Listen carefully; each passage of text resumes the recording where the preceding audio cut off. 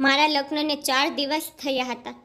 જ્યારે મારા પતિ રૂમમાં પ્રવેશ્યા ત્યારે તેમના હાથમાં એક વસ્તુ હતી, જે જોઈને હું સંપૂર્ણપણે આશ્ચર્યચકિત થઈ ગઈ. મેં કહ્યું, હવે આ શું મામલો છે?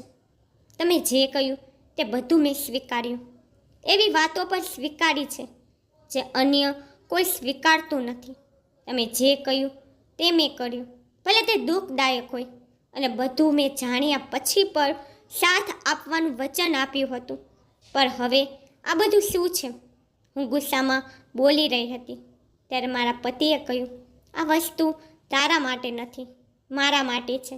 ત્યારે મારું દિલ અચાનક ડૂબી ગયું, કારણ કે મને લાગ્યું તે મારું. હું મારા લગ્નથી ખૂબ જ ખુશ હતી, કારણ કે મારી મોટી બહેનો પછી આખરે મારા લગ્નનો વારો આવ્યો હતો. પરંતુ લગ્નની રાત્રે પતિએ એવી વાત કહી કે તમામ ખુશીઓ વ્યર્થ થઈ ગઈ. હું કલ્પના પણ કરી શકતી ન હતી કે મારી સાથે આવું થશે. મારો પતિ એક વિચિત્ર વ્યક્તિ હતો. લગ્નમાં પણ બધા તેના વિશે વાત કરતા હતા. આ 2 બહેનોના લગ્ન હતા. મારી બીજી બહેનનો પતિ ખૂબ જ ખુશ અને મજબૂત અને દરેક બાબતમાં સ્માર્ટ મિજાજનો વ્યક્તિ લાગી રહ્યો હતો. અને એક મારો પતિ, તે એવી રીતે બેઠો હતો કે તેના લગ્ન જાણે બળજબરીથી કરાવી રહ્યા હોય. જો કે એવું કંઈ નહોતું. હું મારી બહેન કરતાં વધુ સુંદર હતી, અને તે એટલો સુંદર નહોતો. બીજી બાજુ મારી બહેન બિલકુલ સુંદર નહોતી, અને તેનો પતિ હીરો હતો. બધા મારા પતિને કહેતા હતા કે તેને લોટરી જીતી લીધી છે, તો આવી સુંદર સ્ત્રીનો પુરુષ બન્યો છે. તેમ છતાં ઘણા પ્રયત્નો કરવા છતાં તેના ચહેરા પર કોઈ ખુશી નહોતી. આ લગ્ન જબરદસ્તીથી કરવામાં આવ્યા ન હતા, પરંતુ મારા પતિની ઈચ્છા સામેલ હતી. મને ખબર નહીં કે મારા પતિને શું સમસ્યા હતી. તેઓ ચિંતિત હતા. ખબર નહીં શું વાત હતી, પરંતુ મેં ક્યારેય વિચાર્યું ન હતું કે મારો લાઈફ પાર્ટનર આવો હશે. પણ તેને બધાની સામે મારું અપમાન કર્યું. હું દુલ્હન તરીકે તેની રાહ જોઈ રહી હતી, પરંતુ પહેલેથી જ હું ખૂબ ખરાબ મૂડમાં હતું. મેં નક્કી કરી લીધું હતું કે હું મારા પતિ સાથે સારું વર્તન કરીશ નહીં. હું કહીશ કે તેને મારા પરિવારની સામે મારું કેટલું અપમાન કર્યું છે. અમારા બંને બહેનના સાથે લગ્ન થઈ રહ્યા હતા. તે દરેક બાબતમાં મારી સાથે મુકાબલો કરવાનો પ્રયાસ કરતી હતી, પરંતુ તે મારાથી ક્યારેય જીતી શકતી ન હતી. પછી તે વધુ માર્ક્સ મેળવવામાં હોય કે સુંદરતામાં, પરંતુ આખરે તે જીતી ગઈ, કારણ કે તેનો પતિ મારા પતિ કરતાં વધારે સુંદર અને એક સારો વ્યક્તિ લાગતો હતો.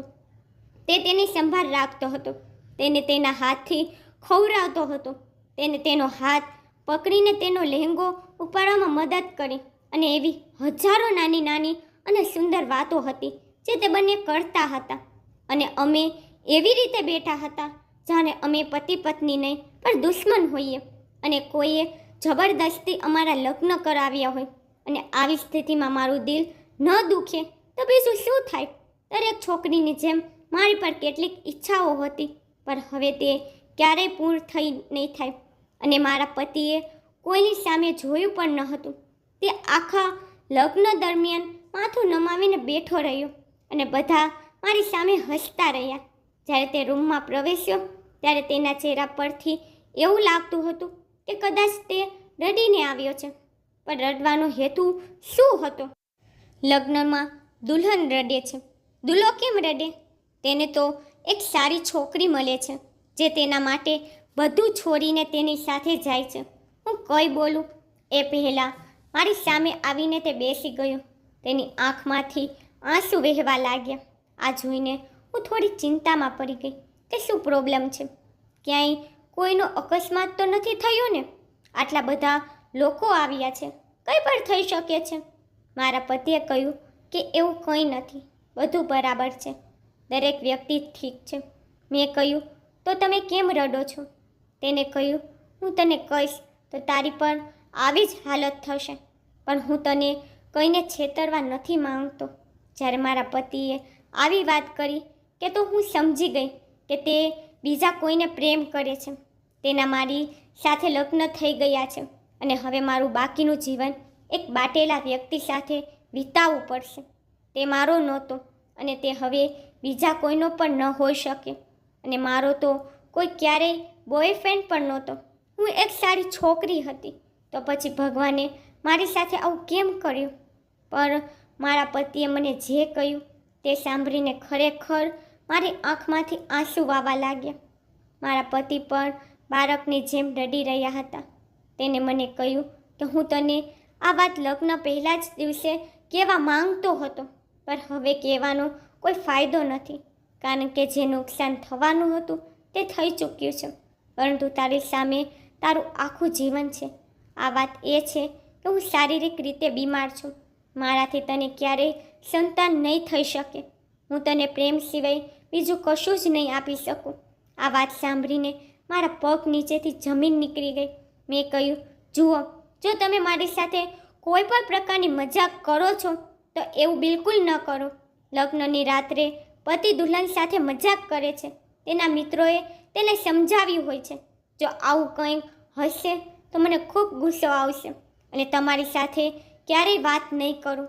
મારા પતિ આ બાબતે હસીને કહ્યું કે કાશ તે મજાક હોત. આ સત્ય છે. અચાનક મને ગુસ્સો આવ્યો. મેં કહ્યું કે જો એવું હતું તો તમે મારી સાથે લગ્ન કેમ કર્યા? તમારે મારા પરિવારને આ વાત કરવી જોઈતી હતી. મારા તમારા સાથેના પ્રેમ લગ્ન ન હતા તો હું આટલી મોટી વાત સહન કરી શકું. વ્યક્તિ લગ્ન કેમ કરે છે? સંતાન માટે કરે છે. પુરુષ ક્યારેય સ્ત્રીનો બની શકતો નથી. તેને ક્યારેય સૌથી વધુ પ્રેમ કરતો નથી. તેમના માતા પિતા હંમેશા તેમના દિલમાં પહેલાં રહે છે. આવી સ્થિતિમાં બાળક હોય છે જે સ્ત્રીને ખુશી આપે છે.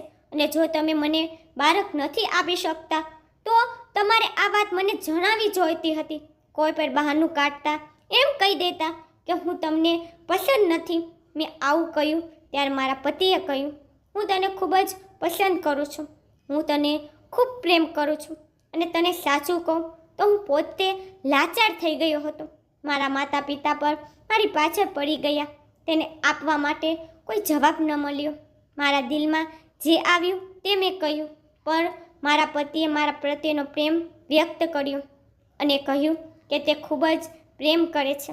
મારાથી તારા માટે મારો જીવ આપી શકું છું. આ મારા હાથમાં નથી અને જો તે હોત તો મેં તેને ઠીક કરવા માટે કંઈ પણ કરી લીધું હોત. મને મારા પતિ પર દયા આવવા લાગી. મેં તેને પૂછ્યું કે શું આ ખરેખર સાચું છે? આનો કોઈ ઉકેલ નથી? તેને કહ્યું કે મેં ડૉક્ટર પાસેથી શું સારવાર લીધી, આનો કોઈ ઉકેલ નથી. હવે હું પણ રડવા લાગી. ખબર નહીં હું કેમ રડતી હતી. મારા પોતાના પતિ માટે કે મારા ભાગ્ય પર કે મારી પોતાની ઈચ્છાઓ માટે રડી રહી હતી. બસ હું માત્ર બેઠી રડતી હતી. હું મારા પરિવારને પણ કહી શકતી ન હતી. અત્યારે પણ કહી શકતી ન હતી. પછી પણ નહીં. અત્યારે તો હજુ મારા લગ્ન થયા હતા અને એ પણ પછી કેવું સહેલું ક્યાં હતું. અને જો હું પણ કહું તો શું ફરક પડે? આ ખરાબ સમાચાર હંમેશા ખરાબ સમાચાર માનવામાં આવે છે. જો 40 વર્ષની ઉંમરમાં પણ કોઈ મહિલાના છૂટાછેડા થઈ જાય તો તેને ખરાબ સમાચાર માનવામાં આવે છે અને મહિલાનું જીવન બરબાદ થઈ જાય છે.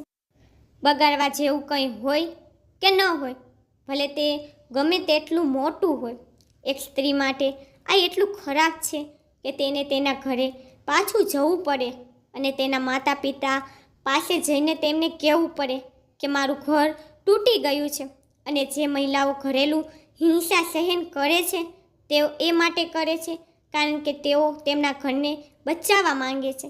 જ્યારે કોઈ આવી વાર્તાઓ સાંભળે છે ત્યારે તે કહે છે કે આટલું બધું સહન કેમ કર્યું? કારણ કે તે પોતાનું ઘર બચાવવા માંગતી હતી અને હું પણ મારું ઘર બચાવવા માંગતી હતી. હું રડતી હતી અને સવારની રોશની આવવા લાગી. મારા મગજમાં એવી વાતો આવી કે હું રડતી જ રહી. ક્યારેક કોઈ મુદ્દા પર હું રડવા લાગતી તો ક્યારેક કોઈ બીજા મુદ્દા પર. ત્યાં સુધી કે મારા વિચારો ત્યાં સુધી પહોંચી ગયા કે મને માં કહેવાવાળું કોઈ નહીં હોય, મને બાળકો નહીં થાય. અમારા કુટુંબમાં એક સ્ત્રી હતી જેને સંતાન નહોતું. લોકો તેનું નામ જ ભૂલી ગયા હતા. તે કહેતા હતા કે તે જ સાવિત્રી જેના બાળકો નથી અને તે જ જેના લગ્નને 15 વર્ષ થઈ ગયા છે, પરંતુ તેને હજુ સુધી બાળકો નથી. અને મને આશ્ચર્ય થતું કે તેનું જ નામ બદલાઈ ગયું છે. બધા તેના નામથી નહીં પણ એ વાત જાણીએ છીએ કે તેને સંતાન નથી થતા. હું આકાશ તરફ જોઈને ખબર નહીં શું વિચારતી હતી કે મારા પતિ પર ઉદાસ બેઠા હતા. તેને પણ આખી રાત ઊંઘ ન આવી. બસ તે મને વારંવાર આ જ કહેતો રહ્યો, રડ નહીં, તું જે પણ નિર્ણય લઈશ હું તેનો અમલ કરીશ. મેં મારા પતિને કહ્યું કે હું તમારી સાથે રહેવાનો પ્રયત્ન કરીશ. આપણે હંમેશા સાથે રહીશું અને બાળકને ગોદ લઈશું, કંઈ પણ કરી લઈશું, પણ હું તમને છોડીશ નહીં. આ બાબત પર મારા પતિ ખૂબ જ ખુશ થયા. તેને કહ્યું કે હું જે છોકરીના પ્રેમમાં પડ્યો હતો તેની પાસેથી પણ મને આ જ જવાબની અપેક્ષા હતી. અમે બંને એકબીજાને વચન આપ્યું કે અમે એકબીજાના દુઃખ સહન કરીશું અને આ બધું સહન કરવાનો પ્રયત્ન કરીશું. પરંતુ જ્યારે પણ હું મારી બહેનને જોતી ત્યારે મને તેના પર ક્રશ થવા લાગતો. તે કેટલી ખુશ હતી તેના પતિ સાથે. રસ્મ માટે અમે બંને એકસાથે ઘરે પરત ફર્યા હતા. પણ જ્યારે મારા મગજમાં આવા ખરાબ સમાચાર ફરતા હોય ત્યારે મારા ચહેરા પર ખુશી કેવી રીતે હોઈ શકે? હું મારી માતાના ઘરે 2-3 દિવસ રોકાઈ.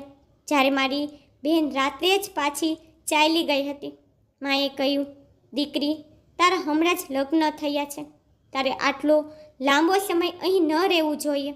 તેથી મેં કહ્યું કે મારા સાસરિયાનું ઘર દૂર છે, હું વારંવાર નહીં આવી શકું. મારી બહેનનું સાસરિયાનું ઘર બીજી જ ગલીમાં છે, તે દરરોજ આવી શકે છે. મારી માતાએ કહ્યું, એ પણ સાચું છે. જ્યારે હું ઘરે પાછી આવી ત્યારે મારા પતિએ સ્મિત સાથે મારું સ્વાગત કર્યું અને મને ફરીથી ન જવા કહ્યું. હું તને ખૂબ જ મિસ કરી રહ્યો હતો. હું અત્યારે ખરાબ મૂડમાં હતી. હું સમજી શકતી ન હતી કે મારે કોના પર ગુસ્સો કરવો જોઈએ.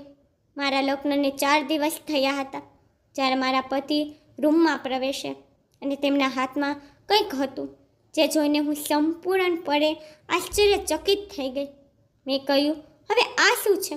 પહેલાં મેં તમારી બધી વાત સ્વીકારી અને તમને સાથ આપવાનું વચન આપ્યું, પણ હવે આ બધું શું છે? હું ગુસ્સામાં કહી રહી હતી કે ત્યારે મારા પતિએ કહ્યું કે તારી સાથે નહીં પણ મારાથી સંબંધિત છે. તેથી મારું દિલ અચાનક બેસી ગયું. મેં કહ્યું, તમે આવું કેમ કરશો? શા માટે તમે તમારી જાતને નુકસાન પહોંચાડશો? મારા પતિના હાથમાં એક દોરડું હતું. મને આશ્ચર્ય થયું કે તેને આ દોરડાનું શું કરવું છે, પરંતુ તેને મને કહ્યું કે હું દરરોજ રાત્રે તેને બાંધીને સૂઈ જાઉં છું. મેં કહ્યું, તમે આ શું કહો છો? તેમણે કહ્યું, હા, એવું જ છે. હું મારી જાતને બાંધ્યા પછી જ સૂઉં છું. જો કોઈ દિવસ હું તને મારું આ દોરડું ખોલવાનું કહું તો ન ખોલતી, ક્યારેય તારી જાતે પણ ખોલતી નહીં, અને હું કહું ત્યારે પણ નહીં. હું પ્રેમથી કહું, ગુસ્સાથી કહું કે આદેશ આપીને કહું, પણ તું આ દોરડું ન ખોલતી, અને આ વાત હંમેશા યાદ રાખજે. મેં કહ્યું, તમે આ કેવા પ્રકારની વાતો કરો છો? તેનો અર્થ શું છે? તેને કહ્યું કે આ હું નહીં કહી શકું. મારા પતિએ પોતાને દોરડાથી તેના પગ અને તેના હાથ બાંધી દીધા અને તેને મને કહ્યું કે મારા પર ચાદર નાખ, અને તે સૂઈ ગયા. હું થોડીવાર મારા પતિને જોતી રહી અને વિચારતી રહી કે મેં કેવા વ્યક્તિ સાથે લગ્ન કર્યા છે. હું આ સંબંધ કેવી રીતે નિભાવી શકું? આ મારા માટે ખૂબ જ મુશ્કેલ બની રહ્યું હતું. એક તો મારા પતિ વિશે આટલી મોટી વાત જે મને પહેલી રાતે જ કહેવામાં આવી હતી, અને બીજું તે રાત્રે પોતાની જાતને બાંધીને સૂતો હતો. આ બધા પાછળનું રહસ્ય શું હતું? આ મારી સમજની બહાર હતું. શું આ કોઈ જાદુ કરી રહ્યો હતો, અથવા તે ખૂબ જ નબળો હતો? તેના શરીરમાં ખૂબ દુખાવો થતો હતો, એટલા માટે તે પોતાની જાતને બાંધીને સૂતો હતો. મને યાદ છે કે જ્યારે મારી દાદીને રાત્રે પગમાં દુખાવો થતો હતો ત્યારે તે પોતાના જ દુપટ્ટા સાથે પગ બાંધીને સૂતી હતી. પણ મને એવું નહોતું લાગતું કે આવી કોઈ વાત હોવી જોઈએ, કારણ કે મારા પતિ પણ મારી જેમ યુવાન હતા. તેની હજુ ઉંમર કેટલી હતી? દેખાવમાં તે બહુ સારો નહોતો, પણ શરીરથી ખૂબ સારો હતો. બિલકુલ એક યુવાન પુરુષ હતો. તે ઊંચો હતો અને તેના હાથ પગ મજબૂત હતા. મારા પતિએ મને કહ્યું કે જો તે પોતે મને તેનું દોરડું ખોલવાનું કહે તેમ છતાં પણ હું તેનું દોરડું ન ખોલું. મને મારા પતિથી ડર લાગવા લાગ્યો હતો. મારો પતિ પોતાની જાતને બાંધીને કેમ સૂતો હતો. મને લાગ્યું કે તે કાં તો મજાક કરી રહ્યો છે અથવા તે ખરાબ મૂડમાં છે અને આવું વારંવાર કરશે નહીં. પરંતુ તે દરરોજ રાત્રે આવું કરતો હતો. એટલું જ નહીં, તે મને એમ પણ કહેતો કે તું રાત્રે સૂવાના કપડાં પહેરીને ન સૂતી, તું મારા કપડાં પહેરીને સૂઈ જા. મેં કહ્યું કે તમારા કપડામાં હું બહુ ખરાબ દેખાઈશ, એવું લાગશે કે હું સ્ત્રી નહીં પણ કંઈક બીજું જ દેખાઈ રહી છું. તેને કહ્યું કે હું ઈચ્છું છું કે તું રાત્રે જરા પણ સુંદર ન દેખાય. ગમે તેમ કરીને તારે શું જ જોઈએ છે. જ્યારે મેં તેને પૂછ્યું કે તે આ વિશે કેમ બોલે છે તો તેને કહ્યું, તારે શું જ હોય છે, હું જાણું છું, પણ હું તમારા કપડાં નહીં પહેરું. મેં મારા માટે ખૂબ જ નરમ કપડામાંથી બનાવી એક સારી નાઇટી બનાવી છે અને આ નાઇટી અન્ય જેવી નથી. તે એકદમ સરસ છે. શું મને સૂતી વખતે પણ મને જે જોઈએ તે કરવાની છૂટ નથી? હવે આ તેમની રૂટીન થઈ ગઈ. તે રોજ એ જ રીતે સૂવા લાગ્યો. પણ મેં એ પણ નોંધ્યું કે તે આખી રાત સૂતો નથી પણ જાગતો જ રહેતો હતો. અમારા લગ્નને 10 દિવસ થઈ ગયા હતા. બીજી બાજુ મારી માતા મારી બહેનના સમાચાર સંભળાવતા, જે ખૂબ જ ખુશ હતી અને તેના પતિ સાથે હનીમૂન પર ગઈ હતી. અહીં હું હતી જે હજુ પણ સમજી શકતી ન હતી કે મારી સાથે શું થવાનું છે. ઘરે અન્ય લોકો પણ હતા. મારા પતિ તેમના પરિવારની સામે એકદમ સામાન્ય રહેતા હતા. તે મારી સાથે એવી રીતે મજાક કરતા હતા કે જાણે અમે નવા બનેલા કપલની જેમ ખૂબ જ ખુશ છીએ. પરંતુ જ્યારે અમે એકલા હોઈએ ત્યારે તે વિચિત્ર વાતાવરણમાં જતો રહેતો. મારી સાથે વાત પણ ન કરતો. તે ઉદાસ અને અસ્વસ્થ લાગતો હતો અને પછી પોતાની જાતને બાંધીને સૂઈ જતો હતો. પરંતુ એક રાત્રે ઘણું વિચિત્ર થયું કે હું ભયંકર રીતે ડરી ગઈ. મને ઊંઘ ન આવી રહી હતી. મારા પતિ સૂતા હતા. હું તેને જોતી જ રહી કે અચાનક તે જાગી ગયો અને તેને મને તેનું દોરડું ખોલવા કહ્યું. મેં કહ્યું કે તમે જાતે જ બાંધીને સૂઈ રહ્યા હતા તો હવે દોરડું ખોલવા કહી રહ્યા છો. તમે આ કેવા પ્રકારની મજાક કરી રહ્યા છો? જીવન કેવી રીતે જશે? તમે કોઈ એવી વાત કરો જેના કારણે મને ખબર પડે કે મારે તમારી સાથે રહેવાનું છે. પહેલાં તમે મને આટલી મોટી વાત કહી, પછી તમે તમારી જાતને બાંધીને સૂવો છો, પછી મને કહો છો કે તારે મારી સામે તૈયાર ન થાવું, મારી સામે સુંદર ન દેખાય, મને ક્યાંય લઈને જતા નથી, મારી સાથે વાત પણ કરતા નથી, મારી તરફ નજર પણ નથી કરતા. જો હું તમને છોડીને ભાગી ગઈ તો બધા કહેશે કે છોકરીનો જ વાંક હશે. પણ આ તો એટલા મોટા મસલા છે કે તમે તેને રાખ્યા છે. હું તેને કેવી રીતે સહન કરી શકું? તમે મને કહો. તેને મારી કોઈ વાત સાંભળી નહીં. તે કહેવા લાગ્યો, ખોલો. પછી મને તે વાત યાદ આવી જ્યારે તેને કહ્યું હતું કે હું જાતે કહું તો પણ ખોલશો નહીં. મેં એમ કહીને ના પાડી કે હું નહીં ખોલી શકું. તેને ફરીથી કહ્યું, શું સમસ્યા છે? તને આગળ આવ અને આ દોરડું ખોલ. મેં કહ્યું, તમે જ મને મનાઈ કરી હતી કે તમે પોતે મને દોરડું ખોલવા કહો તો પણ હું ન ખોલું. મારા પતિ અચાનક મારા પર ગુસ્સે થઈ ગયા અને કહ્યું, હું તારો પતિ છું, હું તને આદેશ આપી રહ્યો છું અને તું મારી વાત સાંભળતી નથી. હું તેનાથી ડરી ગઈ અને રૂમમાંથી બહાર નીકળીને બાથરૂમમાં ચાલી ગઈ. હું તેને ખોલવા માંગતી ન હતી કારણ કે તે ખૂબ ગુસ્સે હતો. તેથી તેને ન ખોલવું વધુ સારું હતું. પરંતુ હું મારા ભાગ્ય પર રડતી હતી. તેને એમ પણ કહ્યું હતું કે હું આ વાત કોઈને ન કહું અને બધાની સામે એવી રીતે રહું કે જાણે હું આ દુનિયાની સૌથી સુંદર અને ભાગ્યશાળી છોકરી હોઉં.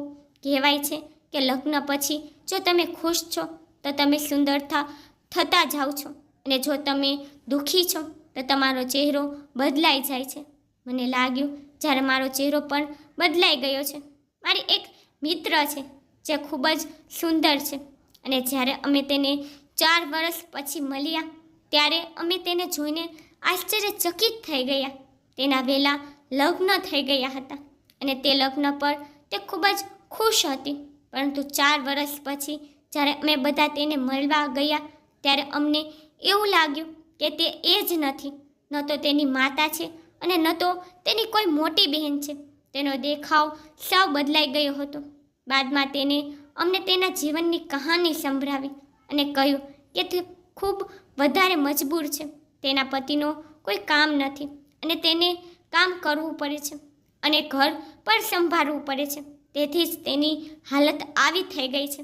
અને જ્યારે અમે તેને મળ્યા પછી ઘરે આવ્યા ત્યારે અમે 2 કલાક સુધી તેની જ વાત કરતા રહ્યા કે રિદ્ધિમાને શું થયું, તેનો ચહેરો કેવી રીતે બદલાઈ ગયો. આ કેવી રીતે હોઈ શકે? કોઈ સ્ત્રીનો ચહેરો જ બદલાઈ જાય. બીજા દિવસે જ્યારે મેં મારા પતિને કહ્યું કે તમે આવું કેમ કરો છો, તો તેમને કહ્યું કે હું તમને આ કહી શકું નહીં. મેં તેને કહ્યું, જ્યારે તમે મને આટલું મોટું રહસ્ય કહ્યું, મને બધું કહી દીધું, તો આ કેવું રહસ્ય છે જે પુરુષો તેમની પત્નીઓને જણાવતા નથી? તમે મને લગ્ન પહેલાં જ દિવસે કહ્યું હતું. કદાચ તેથી જ હું તમારો સાથ આપવા તૈયાર થઈ ગઈ, કારણ કે મને લાગ્યું કે તમે ખૂબ જ પ્રમાણિક વ્યક્તિ છો. હવે તમે મને આ વાત કેમ કહી શકતા નથી? મારા પતિએ કહ્યું, હું તને બધું કહી શકું છું. મેં તને કહ્યું છે, પણ હું તને આખી વાત કહીશ નહીં. તો આ બાબતે મને વારંવાર પરેશાન ન કરો. મેં તેને આ વાત પણ કહી કે તમે રાતે પોતે જ કહી રહ્યા હતા કે મને ખોલો. તો પછી તેને કહ્યું, જો હું કહું તો પણ આવું ન કરતી. એ જ રીતે અમારા લગ્નને 1 મહિનો વીતી ગયો અને મારી બેને ખુશ ખબર સંભળાવી. આ ખબર મારા સાસરે પર પહોંચી ગઈ, કારણ કે મારી બહેનનો પતિ પણ મારા સાસરિયાનો દૂરનો સંબંધી લાગતો હતો. મારી સાસુ મને ટોરા મારવા લાગ્યા કે મોટી બહેન તું છે, અને ખુશ ખબર નાની બહેને સંભળાવી. મારી સાસુની વાત સાંભળીને મને બહુ ખરાબ લાગ્યું, અને વધારે ખરાબ ન લાગતું કે મારા ઘરમાં પણ સારા સમાચાર હોય કે પછી મારા ઘરમાં કોઈ સારા સમાચાર ન હોય. પરંતુ જો મને એ ખબર હોત કે મારા પતિ ઠીક છે અને એક દિવસ મને પણ આવી ખુશી મળશે, તો કદાચ મને ખરાબ ન લાગ્યું હોત. પરંતુ હું જાણતી હતી કે આ બધું ક્યારેય મારી સામે થવાનું નથી. હવે મારી બહેન સાથે આ બધું થઈ રહ્યું હતું. હું તો ભગવાનની સામે બેસીને રડવા પણ લાગી અને તેમને પ્રશ્ન કરવા લાગી, હે ભગવાન, મેં કોઈ ગુનો કર્યો છે કે તમે મને સજા આપો છો? શું મેં મારી બહેનનું દુઃખ પહોંચાડ્યું હતું કે તેની સાથે બધું સારું ચાલે છે અને મારી સાથે એટલું ખરાબ થઈ રહ્યું છે કે આનાથી ખરાબ કંઈ કોઈની સાથે થઈ શકે નહીં? મારી બહેન મને મળવા આવી ત્યારે તેને મને ઘણી બધી વાતો સંભળાવી. તેને કહ્યું કે તારી હાલત તો એવી થઈ ગઈ છે કે જાણે તારા લગ્નને 10 વર્ષ વીતી ગયા છે, જ્યારે માત્ર 1 મહિનો જ થયો છે. આટલું બધું ટેન્શન શેનું છે? તને જોઈને કોઈ બાળક પર કહી શકે કે તું જરા પણ ખુશ નથી. જો એવી વાત હોય તો મમ્મી પપ્પાને કહી દે. મેં મારી આખી જિંદગી તારી સાથે મુકાબલો કર્યો હશે, પણ તું મારી બહેન છે અને હું ઈચ્છું છું કે તું પણ ખુશ રહે. મને મારી બહેન સાથેની મારી મુલાકાત યાદ આવી અને તેને બધું કહેવા લાગી. પણ પછી મેં વિચાર્યું કે મારે આ વાત કોઈને ન કહેવી જોઈએ, કારણ કે તે ફક્ત મારી અને મારા પતિની વાત છે. વારંવાર મને આ વાત બધાને કહેવાનું મન થતું. મારી સાસુને પણ કહી દઉં, મારી માતાને પણ, મારી બહેનને પણ, અને તેમની સહાનુભૂતિ મેળવું અને તે બધા મને કહે, હા, તારી સાથે ઘણું ખરાબ થયું છે, તેથી મને થોડી શાંતિ મળે. માણસનો સ્વભાવ એવો હોય છે કે જ્યારે તેની સાથે કંઈક ખરાબ થાય ત્યારે તે સહાનુભૂતિ મેળવવા માંગે છે. કોઈ તેની મદદ કરી શકે નહીં, પરંતુ કહી શકે કે તારી સાથે ખરેખર ખરાબ થયું છે, પણ તારામાં ખૂબ હિંમત છે, જેથી તું આ બધું સહન કરી રહી છો. તો આ સાંભળીને દિલને ઘણી રાહત મળે છે. મને ખૂબ જ ચિંતા થવા લાગી હતી. હું ખૂબ જ ઉદાસ રહેવા લાગી હતી. જે બધું મારી બેનને મળતું હતું, હું પણ એ બધું મેળવવા ઈચ્છતી હતી. પરંતુ જ્યારે હું વિચારતી કે મને તે ક્યારેય નહીં મળે, ત્યારે મારું મન ખરાબ થઈ જતું હતું. એક રાત્રે ફરી ઊંઘમાં એ આંખોમાંથી ગાયબ હતી અને મારા પતિ સૂતા હતા ત્યારે અચાનક તે જાગી ગયું અને નાના બાળકોની જેમ કહેવા લાગ્યું, મને ખોલો, મને ખોલો. મને મારા પતિ પર દયા આવવા લાગી. મેં વિચાર્યું કે શું કરું, પણ પછી મને તેના શબ્દો પર યાદ આવી રહ્યા હતા, પરંતુ મને ખબર નહીં કે મારા મગજમાં શું આવ્યું અને મેં દોરડું ખોલવાનું વિચાર્યું.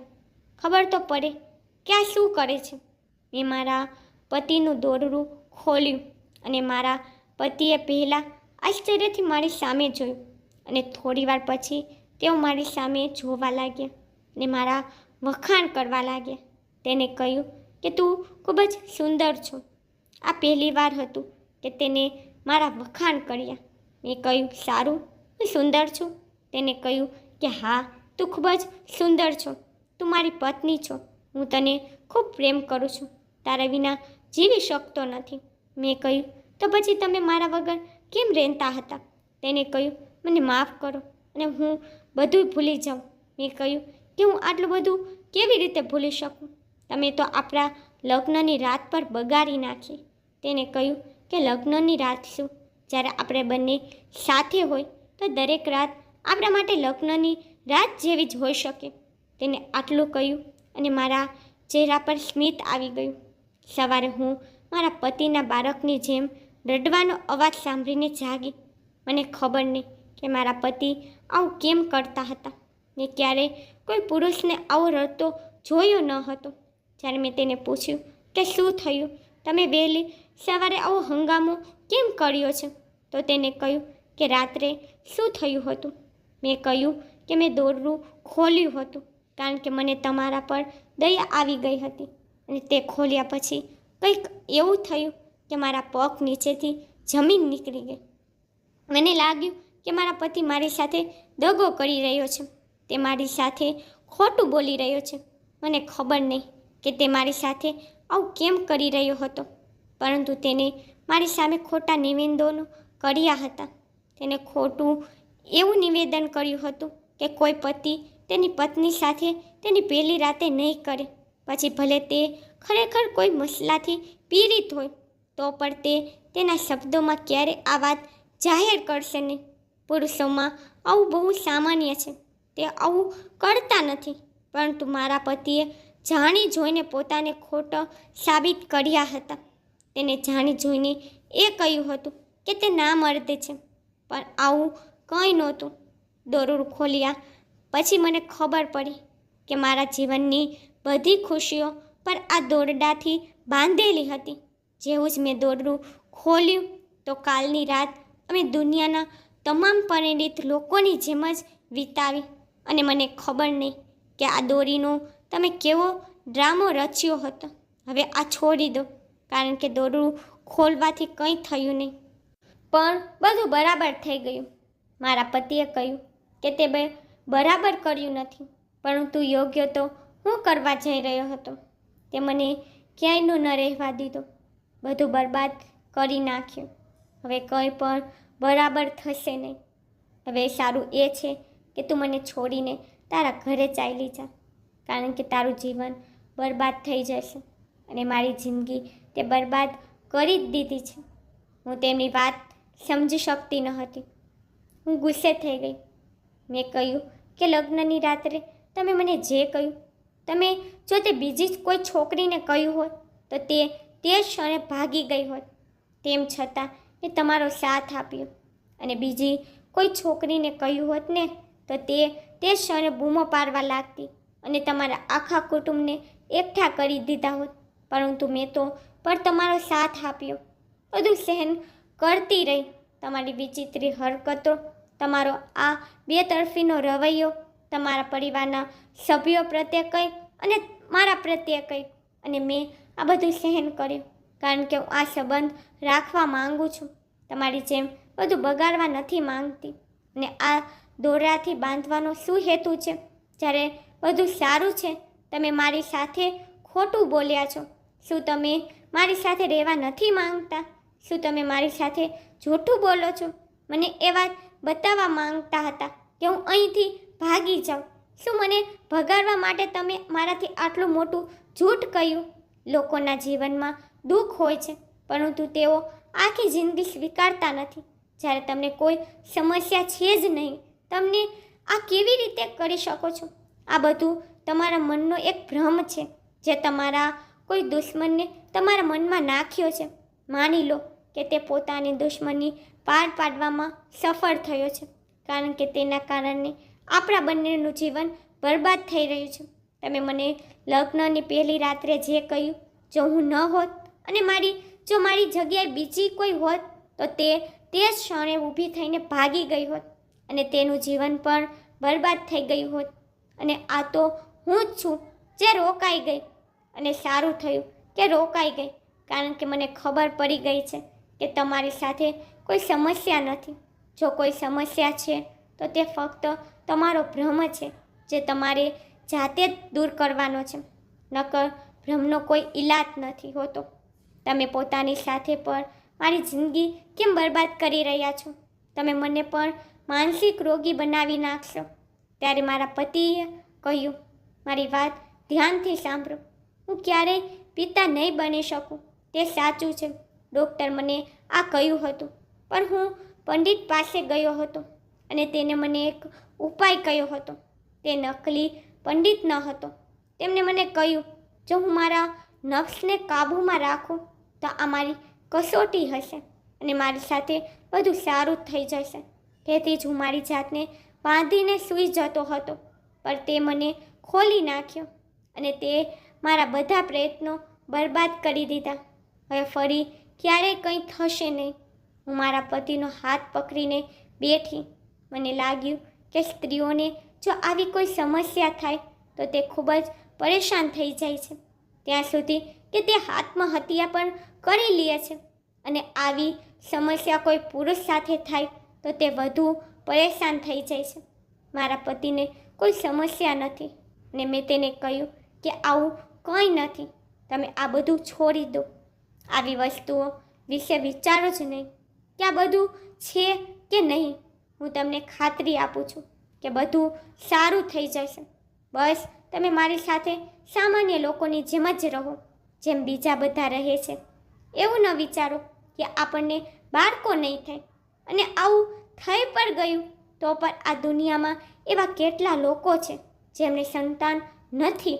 શું તે મૃત્યુ પામે છે? સમાજ તેમને પણ છોડતો નથી, જે એકદમ ઠીક હોય છે. હંમેશા કંઈક ને કંઈક શોધી જ લે છે, ફક્ત તમારું અપમાન કરવા માટે. બસ મારી વાત સ્વીકારો. હું તમારી જીવનસાથી છું. બસ મારી વાત સાંભળો. બધું સારું થઈ જશે. મેં મારા પતિને સમજાવ્યું. તેને આ સમજાવવું ખૂબ મુશ્કેલ હતું, પરંતુ કોઈક રીતે તેને મારી વાત સમજાવી લીધી. હવે અમે ચૂપચાપ અમારું જીવન જીવા લાગ્યા. ન અન્ય કોઈ સાથે વધુ વાત કરતા હતા, ન આ અંગે એકબીજા સાથે વાત કરતા હતા. 1 વર્ષ વીતી ગયું. લોકોએ વાતો પણ કરી. અમારા જ લોકોએ અમારી વિરુદ્ધ જવામાં મોડું ન કર્યું. તેઓએ એ તો એમ પણ કહ્યું કે મારામાં જ ખામી છે. અમે ચૂપચાપ બધાની વાતો સાંભળતા રહ્યા. કોઈને જવાબ ન આપ્યો, ફક્ત ભગવાનને પ્રાર્થના કરતા રહ્યા. અને 1.5 વર્ષ પછી ભગવાને મને આશા આપી અને તે જ દિવસથી મેં મારા પતિને નિરાશ વ્યક્તિમાંથી ખૂબ જ આત્મવિશ્વાસુ વ્યક્તિમાં બદલાતા જોયા હતા. તે માત્ર એક જ દિવસમાં ઘણા બદલાઈ ગયા હતા. તે એવો માણસ બની ગયો હતો જે વ્યક્તિ હું હંમેશા ઈચ્છતી હતી. મારી બહેનના ઘરે દીકરીનો જન્મ થયો, પણ આ બાબતે સમાજે તેને વાતો સંભળાવી કે પ્રથમ સંતાન પુત્રી કેમ થઈ? પુત્ર હોવું જોઈએ તું. ભગવાને મને દીકરો આપ્યો. પણ એ પહેલાં આ સમાજે મને ઘણી બધી વાતો સંભળાવી હતી. પણ હું આ નિર્ણય પર પહોંચી છું કે આ દુનિયાની ચિંતા ન કરો. એમ ચિંતા કરો કે ભગવાન શું વિચારે છે. એ ન કહો કે લોકો શું કહેશે. એ કહો કે ભગવાન જોઈ રહ્યા છે, તે શું કહેશે. બસ આ રીતે અમે આ સિદ્ધાંતોનો અમલ શરૂ કર્યો તો અમારું જીવન ખુશીઓથી ભરાઈ ગયું. અમને જે જોતું હતું તે પણ મળી ગયું. કારણ કે અમે ટેન્શન લેવાનું બંધ કરી દીધું હતું અને મારા પતિ એક મજબૂત વ્યક્તિ છે. મને તેમાં કોઈ ખામી દેખાતી નથી. તેનામાં કોઈ ખામી હતી જ નહીં. તે ફક્ત ડરી ગયેલા હતા. ક્યારેક પુરુષો પણ ડરી જાય છે અને આપણા સમાજમાં પુરુષોના મુદ્દાઓ પર બિલકુલ ચર્ચા કરવામાં આવતી નથી અને સ્ત્રીઓના મુદ્દાઓ પર હજુ પણ ચર્ચા કરવામાં આવે છે અને આ ખોટું છે, જેના પર આપણે ઘણું ધ્યાન આપવાની જરૂર છે. પુરુષો પર આવી અનેક બીમારીઓથી પીડાય છે. તેઓ એ સમજે છે કે અમે લગ્ન કરવા માટે સક્ષમ નથી અને જો લગ્ન કરીએ તો અમે પત્નીને ખુશ રાખી શકશું નહીં. આવી વાતો વિચારી લે છે અને તેઓ લગ્ન પણ કરતા નથી. જ્યારે તેમને વારંવાર કહેવામાં આવે છે કે તમારા લગ્ન કરાવી દઈએ, ત્યારે તેઓ કોઈને કોઈ બહાનું કાઢે છે. તમે જાતે વિચારો અને જુઓ, તમારી આસપાસ આવા ઘણા લોકો હશે જેઓ કહેશે કે ના, અમારે લગ્ન નથી કરવા. જ્યારે લગ્ન કોઈ પણ સ્ત્રી કે પુરુષ માટે કેટલા મહત્ત્વના હોય છે. મિત્રો, તમને આ કહાની કેવી લાગી કોમેન્ટ કરીને જણાવવા વિનંતી. મિત્રો, તમને મારી સ્ટોરી પસંદ આવે છે તો લાઈક, શેર, સબસ્ક્રાઈબ કરી નાખજો.